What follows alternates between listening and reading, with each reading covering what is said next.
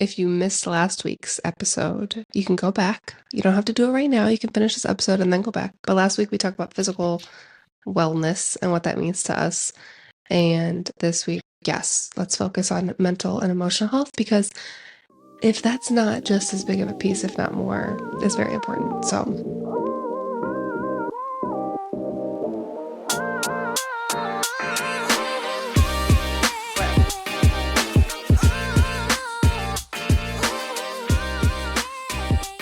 Good morning. good. Oh, I like your little point. Yeah, you like that? Good morning, turkeys. Good morning, Kaylee. Oh, hello. How are you? I'm grateful to wake up to another day. I know. I don't know what I am. I'm awake and I know what I am. I'm excited to talk about this topic. Yes. Speaking of getting our heads in the right mindset, yeah, this is the perfect conversation for today. It is. People, you are here for part 2 of our semi-selfish summer series, in which we are going to deep dive about, I guess, kind of our emotional and mental health and well-being as part of our bigger conversation about what does health and well-being and being healthy look like. I do feel the obsession to start with a caveat that obviously this is not my opinion as a professional. So I'm not wearing my professional hat right now.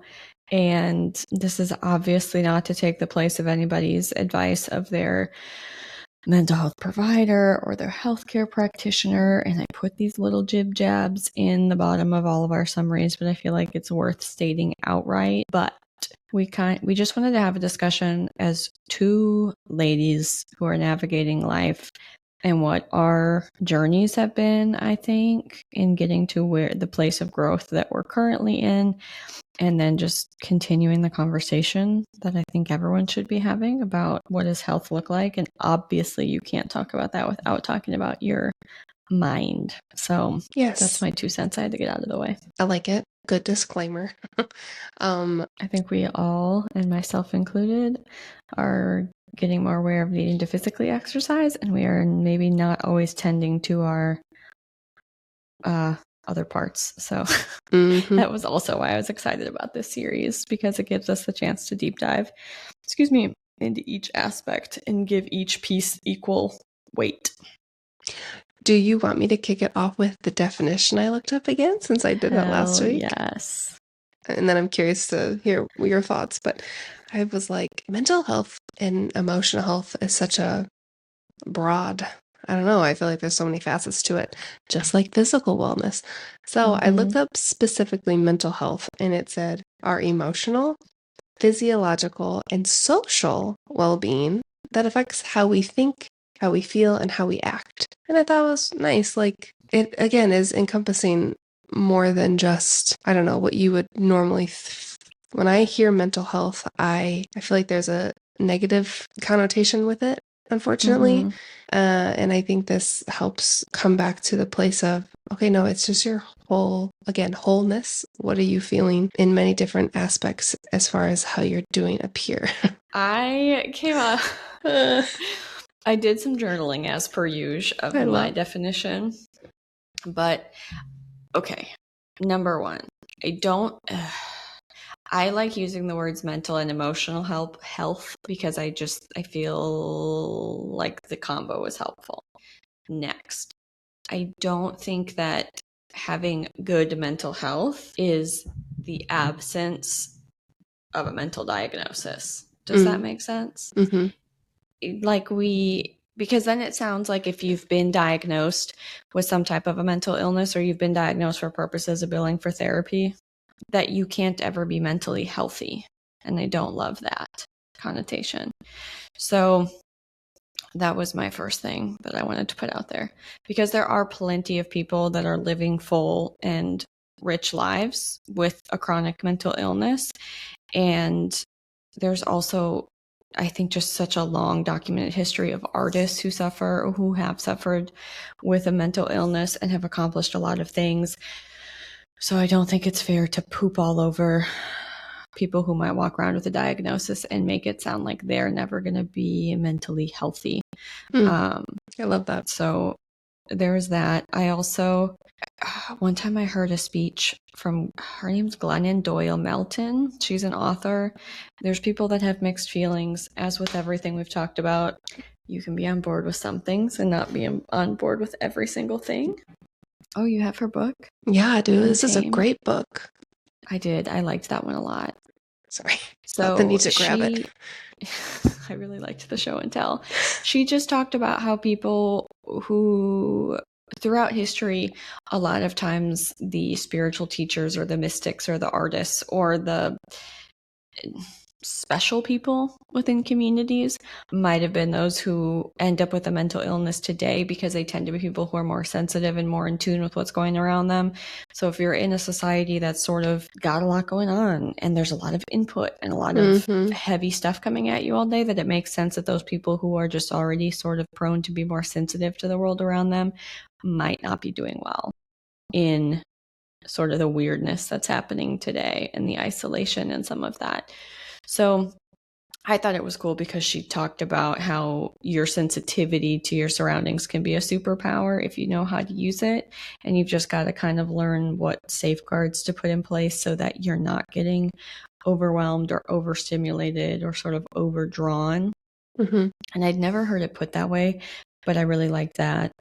And side tangent, it reminds me of people with ADHD who, yes, they might have a hard time focusing, but also they have way more energy than I do. And so it's about them. There's not something wrong with their brain and how it functions. They just have to learn how to work with it a little bit differently, maybe than I do. They can get a lot more done if they can kind of learn how to channel themselves in the right way.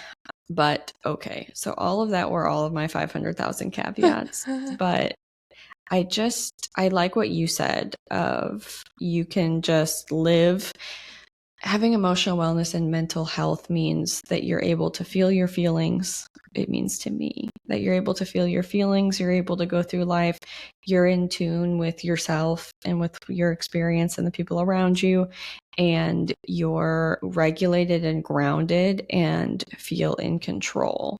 So I definitely don't think that emotional wellness means we're happy all the time, because that's nonsense. But it's being able to go through the ups and the downs of life and experience what's going on with you and know that you can get through it and you can go through those times of grief or sorrow or happiness or whatever it may be, or anger, and then you can come out on the other side still intact. I guess. I love all of that. I love your caveats because I think those are needed, because I do think there's, like I said earlier, a big stigma around this topic or those two words.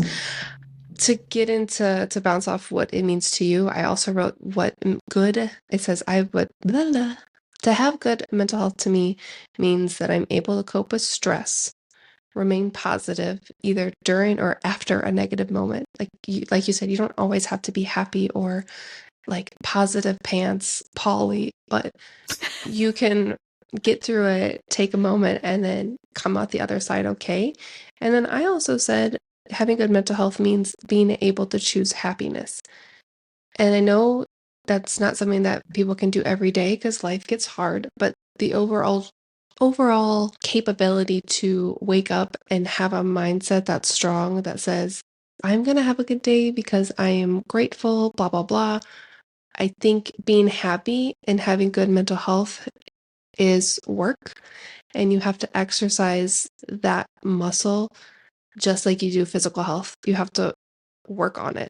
And choosing happiness and choosing to do, I know that's cliche. And again, some people are not in a state where they can easily do that, but at least working towards that as a goal of trying to be consciously in a mindset of, okay, I can do this. I will be okay. Life is good overall.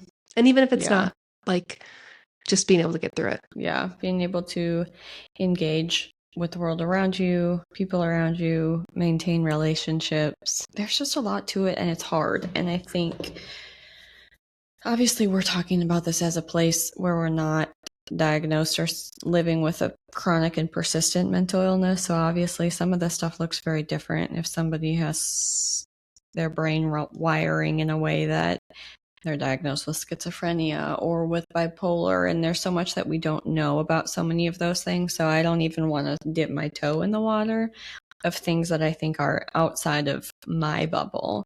But for your everyday person living through life, things are hard and they get complicated.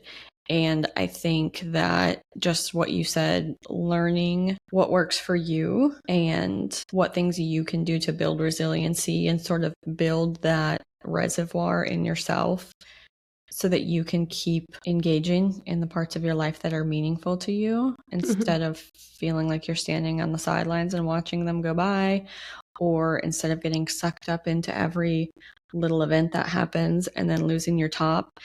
To me, those are kind of the goals for myself and markers of good mental and emotional health. I like it.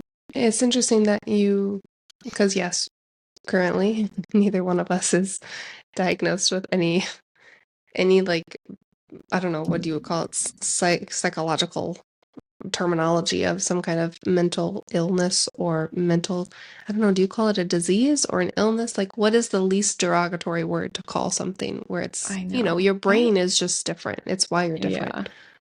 I think Um, there's so many words, and yeah. I think that I mean, this is such a soapbox of mine, but I think diagnoses can be helpful in some ways, especially for things that are, like autism spectrum disorder, or there's things where you can get a diagnosis and I think you can learn some things about yourself, and it could be a good guide on, okay, here's maybe some things that might work better for me, or help you find a community of people who might have some tips and tricks. But I also recognize that a lot of diagnoses are for billing purposes, and so hanging our hat on that as the end all be all of everything is maybe not the most important piece. And there's just so many words and lines of thought, and it gets very complicated. So I think what we're hoping with this episode is to talk about where we've come from and how we've gotten to the place that we're in, what things are helpful for us to maintain a good mental and emotional health state, and then maybe some of the things that we struggle with. I'll start with one more of my caveats that I think you and I have done a good job of having.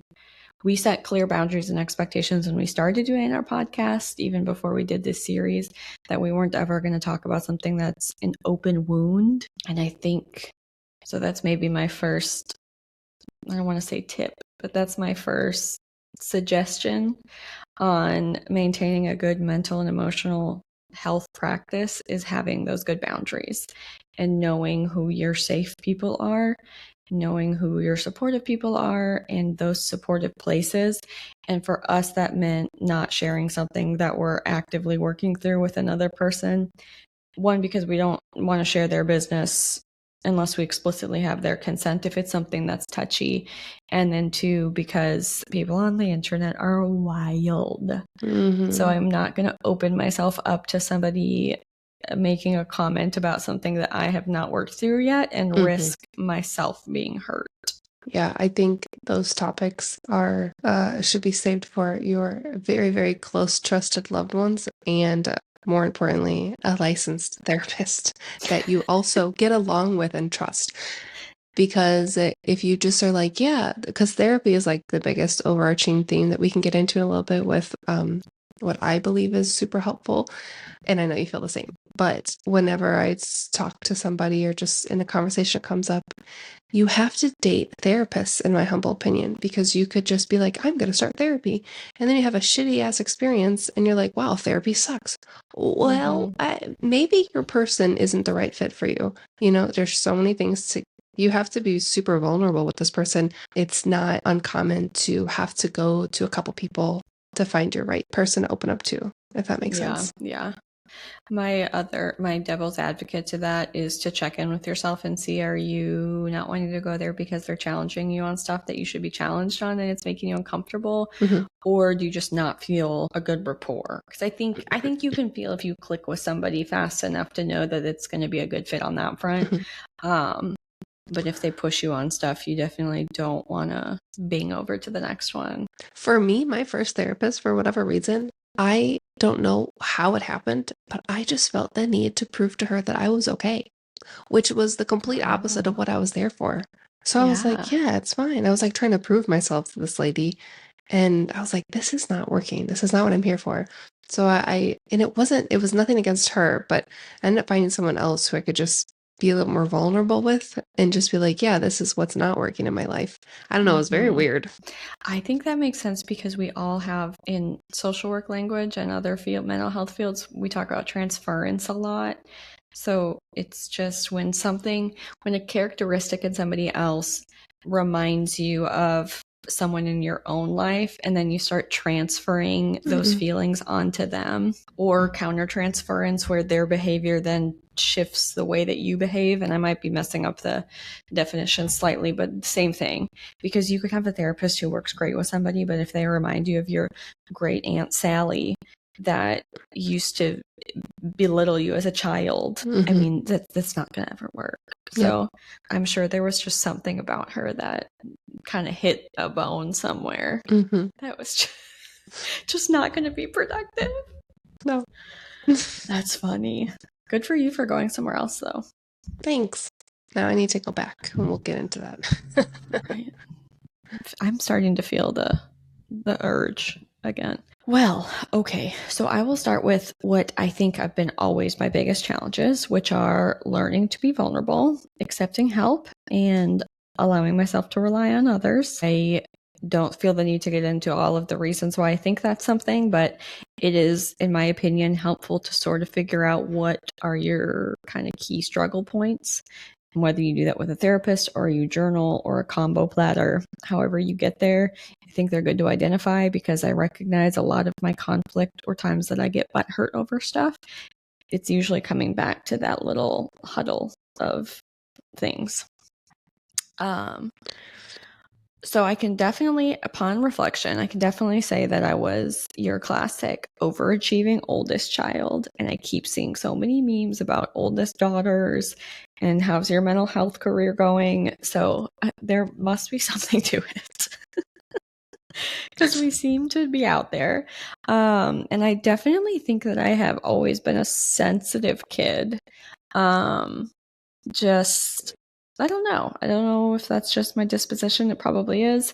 And then I recognized that as I got older into adulthood, we've talked about pendulum swings, but I swung on the aggressive side and wanted to figure out how to be confrontational when I was so afraid of any sort of conflict and find my strength, figure out how to take up space in a room.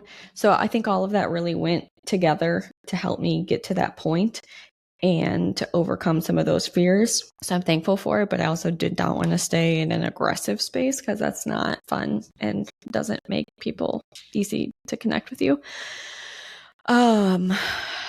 And then I also was sort of just reflecting on how I think for a while or for a long time, I think I was disconnected from my physical body.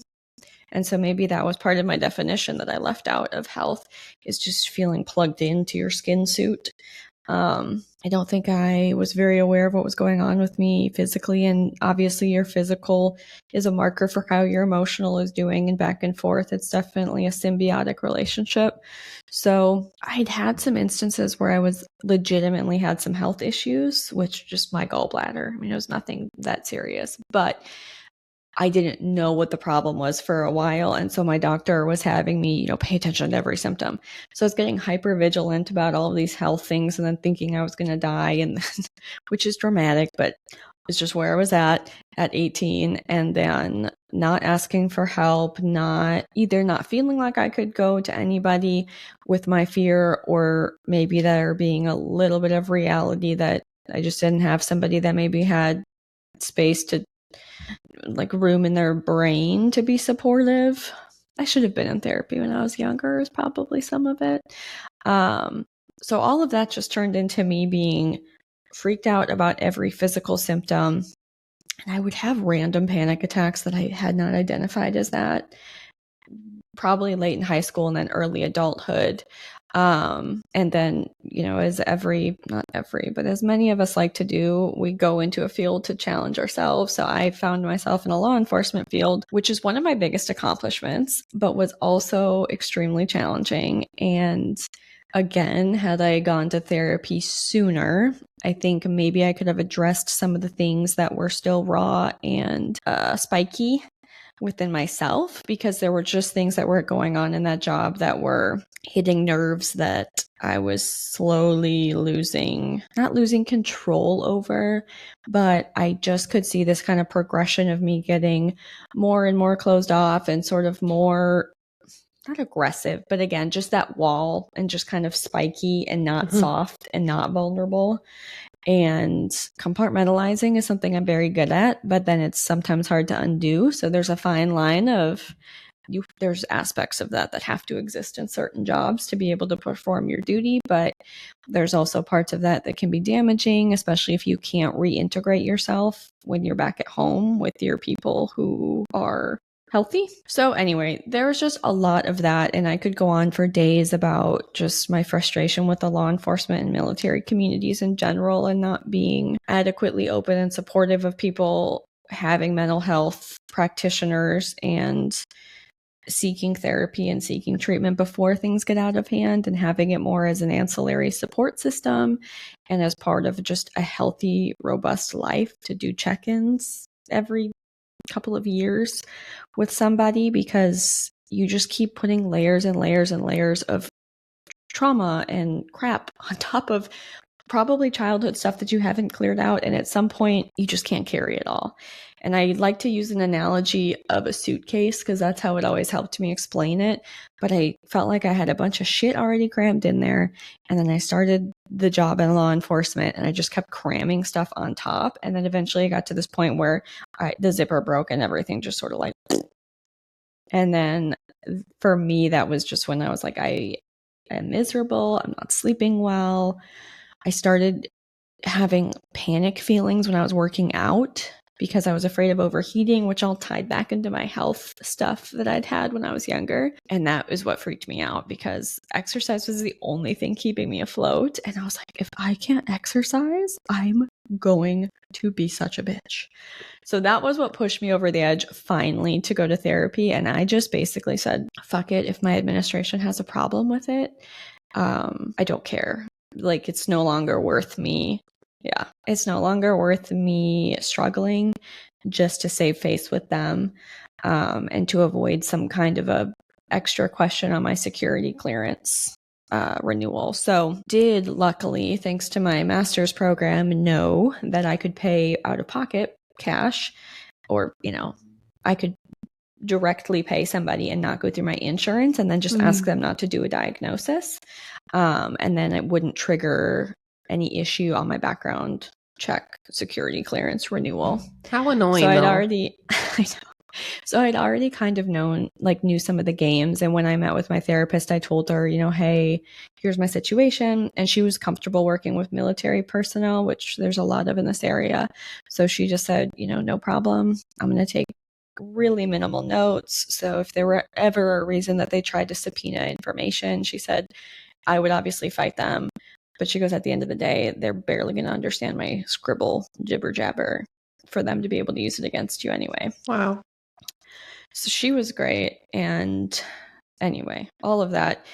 Therapy was just fantastic. So I did that for a year. We did EMDR. I credit my ability to sort of move through that process a little bit more quickly with already having an established yoga practice and having worked to get better at being in my body and recognize what I was feeling. And then also having done a master's in social work, I had a ton of what would be called psychoeducation in a therapy session I had through my own studies and through my own education. And then I was also reading books on mental health and wellness and things like that, like a fiend.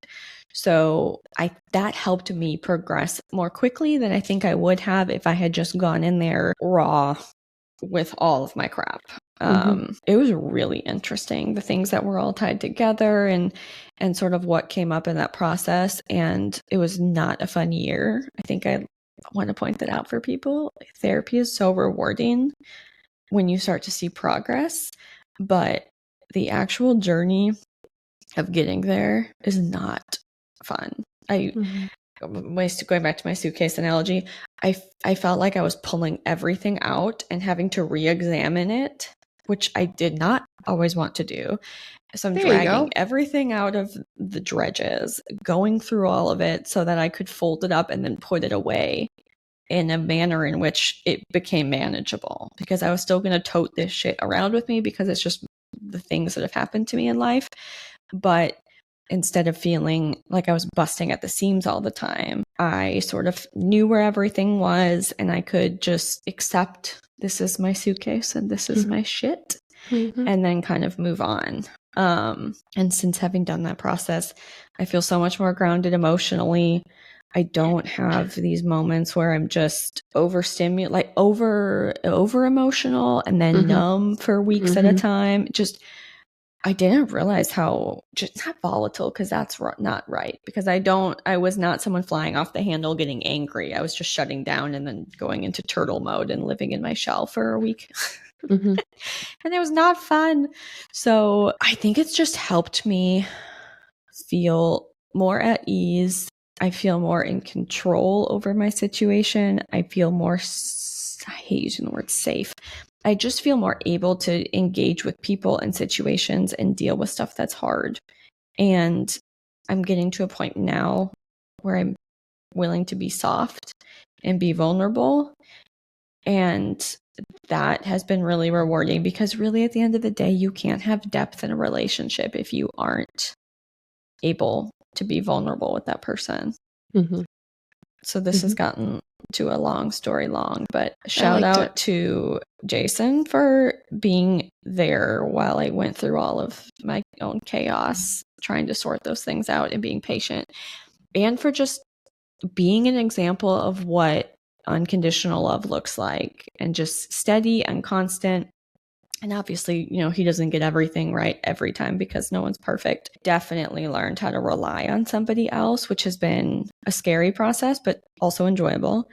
And then also shout out to Kayla, because I think of I don't want to do a MySpace friends list, but I think of a lot of the people in my life. You've just been so consistently there and constant. And I hope everybody else gets to have a friend where they feel like they can say the most unhinged, insane bullshit, or their weirdest thought, or the way that their turd came out sharp and it felt like it scratched their butthole. I mean, just to be able to go from this is my deepest, darkest worry and fear, or here's what I'm struggling with, or like, I need to cry for a minute because my dog's butthole isn't working. There's been a lot of buttholes.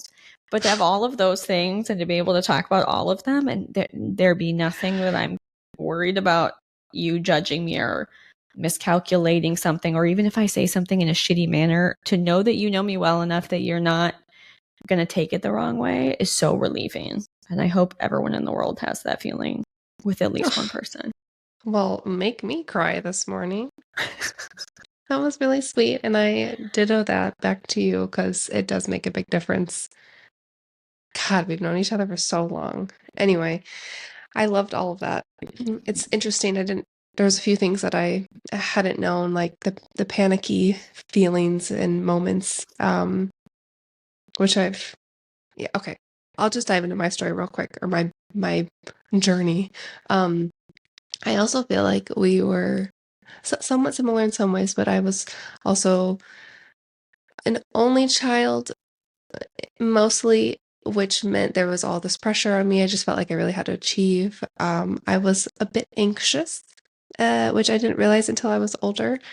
And I don't know if self-conscious would be tied into this, but I do think it affected oh, I just spit, my mental health.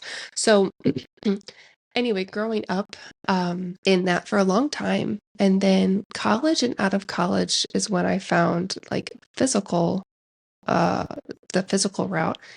And I'll just quickly say that I was sucked into an MLM, and I don't believe in most MLMs, and I don't align with this particular MLM, which I will not name.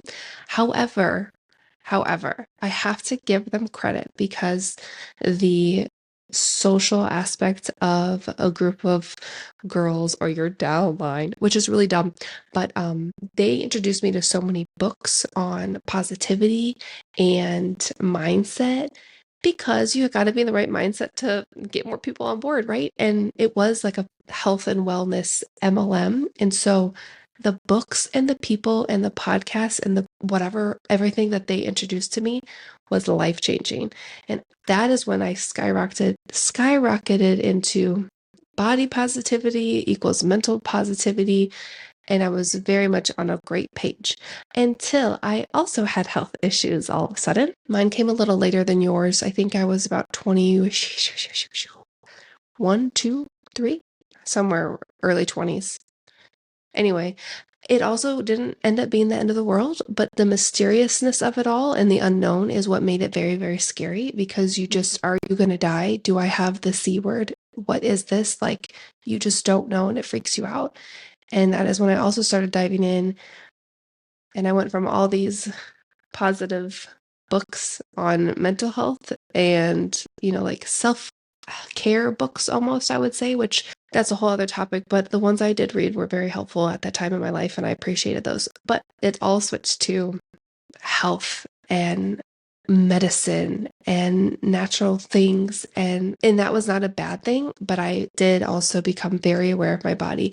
And as much as that time was super, super stressful, and I don't know, I would say I was depressed, but I was very stressed and very worried, which was making me in a state of stress a lot. That is where I also feel like I got the mind body connection because I paid attention to everything.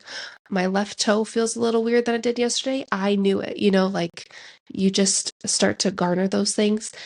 Long story short, ended up being fine, move on, blah, blah, blah, blah, blah. Life is good. I meet my husband, healthy relationship. We get married. We have a baby. It's amazing. Okay. But going back a little bit to that, I went through therapy at some point for about, I would say 8 months, 6 to 8 months. And it was good. And it was very, very helpful. But like you said, when you're talking, it's like I heard this and I can't remember who said this, and I'm sure you know what I'm talking about, but it's kind of like you kind of just shove it down and hide it in the closet and you think it's fine. And then when you go to therapy, you go lower first because you have to go through all that crap and dig it up. And then you kind of hit your bottom point. And then as you continue through therapy, you work your way back up into a good, stable, long lasting, upper point in life. And that happened with my therapy session. And it was great on the other side. Wow, do I feel freaking lighter and so much better. However, we all have shit to work through, and I still have stuff to work through. And I think that I've been delaying it because I keep saying it. I've been delaying it because I know it's going to be very emotional and I know it's going to open up a lot of feelings. And I wanted to do it before we had a child, but then once we got pregnant so quickly, thank God. But because it happened so quickly, I felt like I needed to focus so much on a healthy pregnancy. And I didn't want to trudge up all that crap and be emotionally in a bad state when I was growing a child inside me. And now I have a child and that's a whole other emotional piece. But now that we're a year out, he's 13 months old, I do feel like I'm hormonally and mentally in a place where I do need to start before we get pregnant again. Because I really have things to work through. And therapy for me, if you find the right person, and especially EMDR is super helpful. I will say also for someone who had anxiety as a kid, who didn't really realize it, but overall has not had very much mental health issues or uh, mental and emotional distress in my life. I never really felt depressed or I never felt the need to think, oh, is there something wrong? Like, do I need to go and get diagnosed or someone, have someone check me out?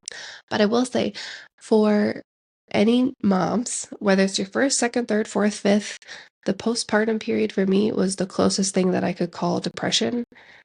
And I almost don't know if I can call it that because I don't know. It feels weird for me to say that because I know I don't deal with that. But if I had to put a label on it, that's what it's what it felt like for the first 6 months. It just felt like a heavy cloud that you just can't really get out of. Looking back, I should have given myself more grace. And if you're pregnant or you're planning on being pregnant, I would just talk to your partner about this may happen. I don't know, but it may happen. So, like, knowing that it may happen and having your partner know it may happen, I feel like makes a huge difference because there's really no way of getting around it potentially if it's hormonal just imbalances. You're re-regulating all that stuff. So anyway, my long story is getting long. So I would just say the postpartum period for me has been probably the hardest mentally for my life outside of that like physical mysterious thing that I was dealing with. But there's always stuff to work on. And now that I think I have the emotional space to do that, I need to do it. Yeah. Sometimes there's so much for that I want to respond to that I don't know where to start. But I love what you said about making a plan for postpartum with your partner and for yourself. Reading up about it, maybe even beforehand, to kind of know what to look for and tell them to know what to look for, because I think you made a good point to say that you would not have been in a good place to go digging through the trenches of your childhood right after having a baby. But for people who have it available, it could be a good time to work with a doula post, right in that initial part after you had the baby, or see a therapist specifically for postpartum depression to work, just to have a partner in setting routines and kind of going through some of the motions with that and letting them hold that space for you, especially when your partner is trying to figure out the first couple of months with a new baby as well. But I think you make a good point that, and a good therapist would know this too, sometimes somebody has something immediately going on in the current moment that just needs to be focused on and need to be supported through, and then they need to work on building some good healthy habits and having some reserves and building out some of that space before you can go trudging through the trenches of stuff that has happened before that you maybe need to work through. I also want to say real quick about the pregnancy postpartum stuff.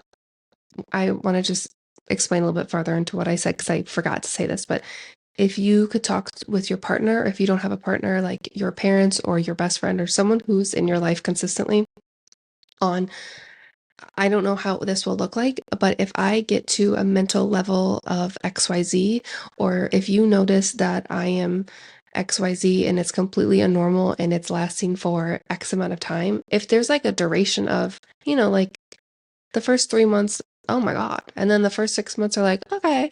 But if it's lasting a really, really long time and you set that boundary beforehand, then you can say, like, we have gotten to the point that we discussed. I do not feel good. I'm still in this dark place. Help me get help. Like that's where I don't ever want people to think, oh, well, it's just hormones and it's normal for a pregnant woman or a new mom. Like I'll just have to go through it and deal with it.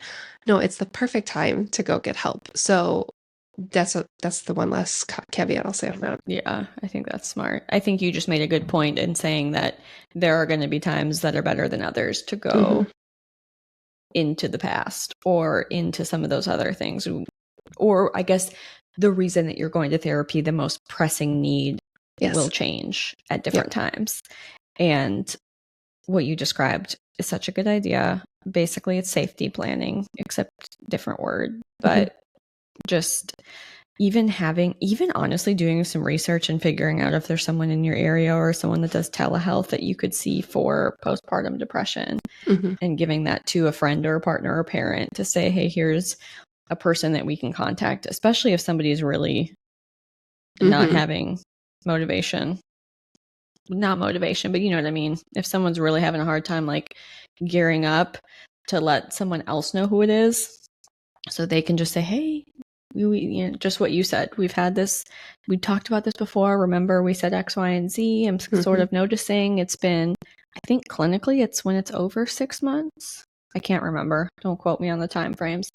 But for them to just say, hey, how about, since we talked about this before and you found this person, how about I give them a call and schedule you an appointment for next week? Just even maybe having someone ask to step in and do that for you. Because I could imagine that even being hard to do because it's nerve-wracking to go to therapy the first time. And I felt so silly. I remember I sat down in her chair. She was like, how are you? And I said, I'm feeling ridiculous about how nervous I am. That was really honest answer, though. I like it. That's a great answer. But for someone, I even knew what to expect. I knew what I was doing. I knew what EMDR was. For those of you listening, you should just Google EMDR and polyvagal theory because I'm not going to be able to explain it as well as the Google. Ouch. Well, let's as we start to wrap up, what are some things that are going well for you? Or what are you doing that you think is helping, or how are you sort of working on having a good mental wellness practice? Mm. I mean, this is wow, I'm just this series I wasn't super hot last week and I still not super hot this week. No, I'm overall in a good mental space. What I am doing about it, I think for me, and I'm good sometimes and I'm bad sometimes, but having very strict work boundaries, which sounds a little ridiculous, but the work stress very much takes a toll on my mental wellness. Yeah. So having very strong boundaries when it comes to work, I have been working on that for like 10 years. However, because we have a baby and we have a family now, that is kind of top of my list to be present with them and not stress about work. It's not even about not working, it's about not thinking about work because the stress takes over your mind and then you're not able to be present. Mm-hmm. Getting, like we talked about last week, getting back into physical shape for me, I know will also help my mental well-being and state of mind because it makes me feel good. It makes me have more energy. It makes me feel more productive. And it makes, I mean, you're putting off chemicals and hormones that actually do help your mind. Mm-hmm. So that's very important to me, which ties into last week. I would like, well, I'll jump into my tip of the just the tip of the week. Actually, no, I'll save it, but I will tease it by saying I found a workout lady who, I know we're not talking about physical wellness this week, but she incorporates music and dance and workout. And I found her Sunday playlist, and it's like a bunch of worship music that she does this too. So my new goal is every Sunday morning before going to work, I have more time, is just putting that on the television and getting my workout in, listening to worship music and having like my own like Sunday, I don't want to say Sunday service because that's overplayed with Kanye West anyway. But that is what is on my list to do because I don't need to physically go to church. I just want to have a better peace of mind. And that kind of leads into next week with spirituality. So I'll stop there. But those are my things that I'm trying to incorporate more in life. I like that us talking about this naturally is just highlighting what we wanted to highlight, that everything is connected. Mm-hmm. Really, for And you real. can't. If you neglect one thing, then you're going to have a shrimpy side that's not keeping up, and the whole circle is not going to be what it needs to be for you to feel shrimpy, for you to feel well. I think that I've had some new things go on with just family stuff where I did a year of therapy, it's bing, bang, boom. And then here recently, there have just been some new experiences that have brought up some new things that I didn't know were there. So that I think is a good thing to highlight, that you can stop therapy at any time and feel that you put a bow on it. And then something else can come along that shakes things up where you just think, maybe I should go and see what that's about. For a lot of people, that's kids. Anyway, just any major life event, or maybe not even major. For me, exercise is huge, just like you said. That has been my place to work off stress, relieve tension, stay plugged into my body. I obsessively keep sort of holy my time in the mornings on the work week. And even if I just schlub my way through something, I need it. I joke that I feel like a high energy dog, and if you don't wear it out, it will tear things up. But that's how my mind feels sometimes. As always, the artist's way, I can never shut the fuck up about, but that really got me back into journaling, and doing my Monday to Friday journaling in the morning has been huge, just to process stuff, get it out, kind of work through it. Making a point to get off my phone and just be with my feelings has been a big deal. And for me, it's having good routines, making a list, which sounds so stupid, but making a list of stuff that I want to accomplish during a week or during an off day, and just being able to check those things through so I feel like I'm making forward progress. It also just helps keep me on track. It's just a constant practice of being vulnerable and having gratitude, but just sort of keeping,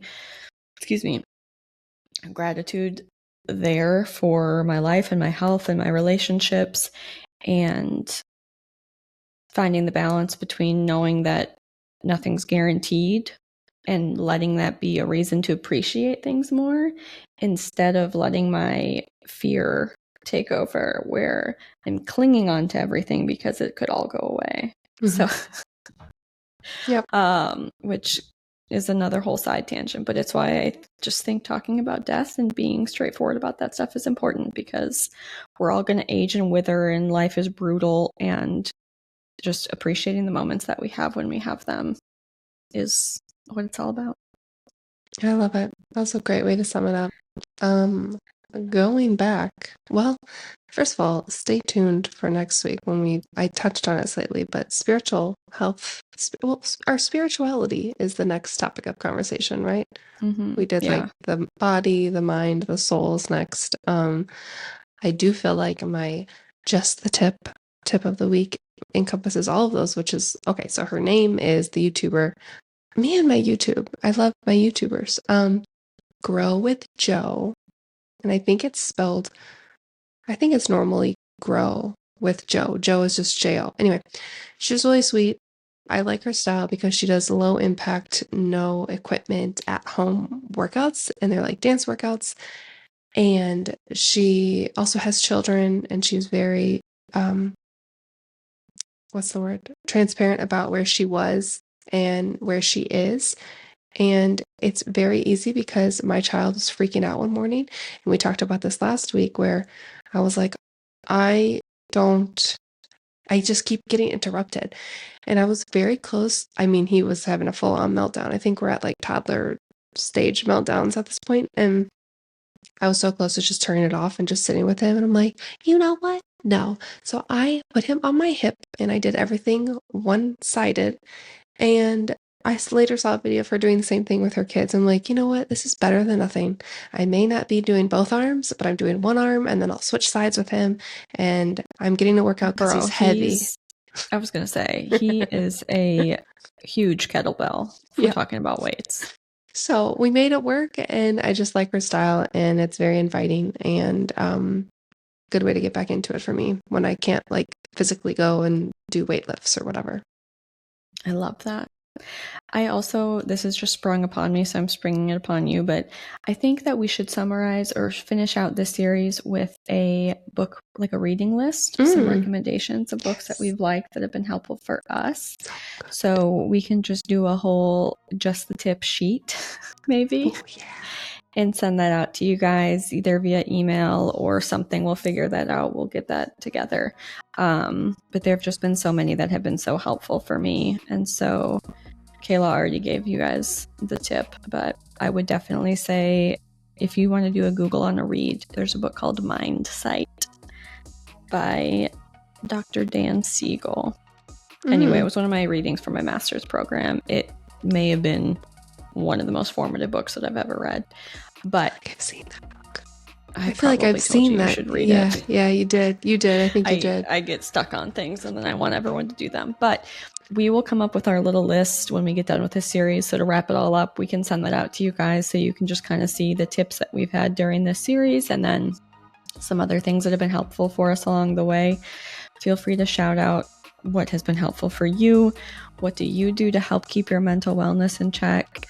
And maybe what's not working or areas that you want to improve on. And we will tune in next week to talk about spiritual wellness and our soul health. Ooh, I like it. All right, my turkey. That's it.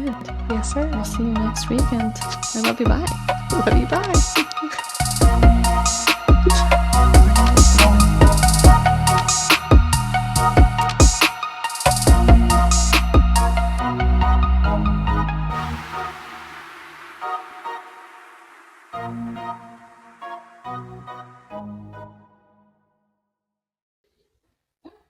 Excuse me. If we leave this in, Kaylee is not happy with her dogs. Jack just starts barking because he's alive. Come here. Anyway, we're on location downstairs due to unforeseen circumstances. Okay, I'm back. Why am I so zoomed in? Okay, you did the clap. I forgot I'm still recording. Okay, all right, we're here. Anyway, as we were saying, you just were talking, you gave us the definition of mental wellness. Is that the way you worded it? Technically it's mental health, even though I don't love that phrase. Okay. So of course, I did my little self definition with it, which is long, and I'm sorry to everybody, but I think that what you said I really liked of mental health being kind of it's a hard word because there's a lot of connotations, and I'm still so zoomed in that I want to die. I know that's what you were thinking. I can see it in your face. Why is it so zoomed? Why is it so tight, like a high school painting? I mean, a high school photo. Please leave this in.